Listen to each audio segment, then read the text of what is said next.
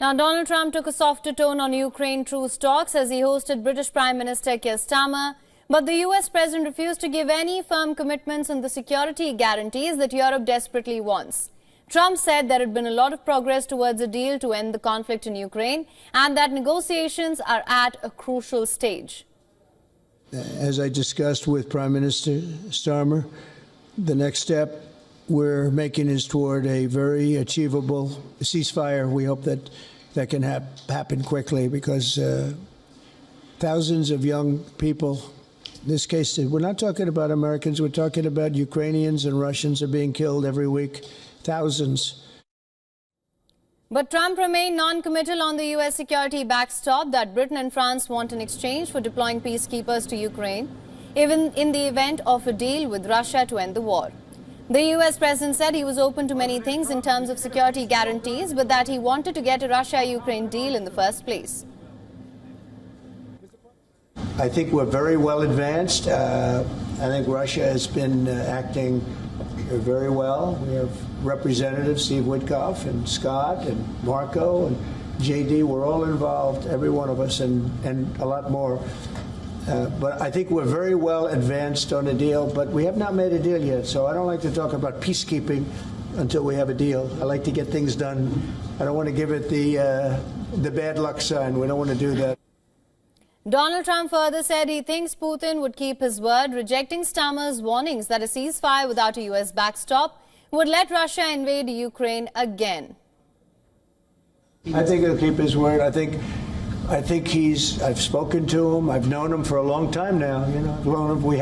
We had to go through the Russian hoax together. That was not a good thing. It's not fair. That was a rigged deal and had nothing to do with Russia. It was a rigged deal with inside the country, and they had to put up with that too. They put up with a lot. It wasn't just a... The US president played down an earlier rift with Ukrainian President Volodymyr Zelensky, which had sparked fears that Trump would cut out Ukraine from negotiations with Russian President Vladimir Putin. Trump said he has a lot of respect for Zelensky. In the Oval Office, he walked back on an earlier jibe that the Ukrainian was a dictator. I think I have a very good relationship with President Zelensky, and now we're doing the deal, and we're going to be in there. We're going to be actually in there, digging our hearts out. President, do you still think that Mr. Zelensky is a dictator? Did I say that? I can't believe I said that. Next question. This made Starmer the second leader in the space of a week to leave Washington empty-handed on Ukraine after French President Emmanuel Macron also tried to persuade Trump on Monday. Starmer said we have to win peace, but it can't be peace that rewards the aggressor. Mr. President, I welcome your deep and personal commitment to bring peace and to stop the killing. You've created a moment of tremendous opportunity to reach a historic peace deal, a deal that I think would be celebrated in Ukraine and around the world. That is the prize. But we have to get it right. There's a famous slogan in the United Kingdom from after the Second World War. That is that we have to win the peace. And that's what we must do now. Because it can't be peace that rewards the aggressor.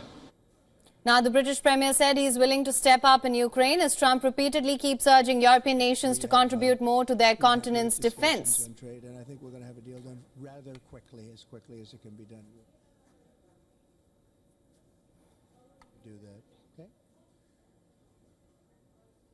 All right, for more on this, we were earlier joined by Dr. Dov Zakheim from Washington, D.C. He's a senior advisor at Center for Strategic and International Studies. Here's what he had to say. I think it's closer to the latter. I don't think that Zelensky is going to get very much more out of Mr. Trump than Sir Keir Starmer did today. But again, if there's an agreement that involves American investment, and let's be honest, who's going to invest in Ukraine unless the Americans, my people, are involved? Because then there's some degree of guarantee of stability. So if that takes place, if the deal that's being reported actually is the deal, and there are a lot of details to be worked out, and oh, by the way, the Ukrainian parliament has to approve it. So we've got some steps to go, but at least Mr. Trump seems to be contemplating American involvement in Ukraine. Maybe not the way the Europeans would like in terms of troops, but involvement it is. And one thing about Mr. Trump, he's a businessman, he's into money, and if there's money to be made out of Ukraine and an investment is due, he's going to go ahead and do it. For latest news, download the WION app and subscribe to our YouTube channel.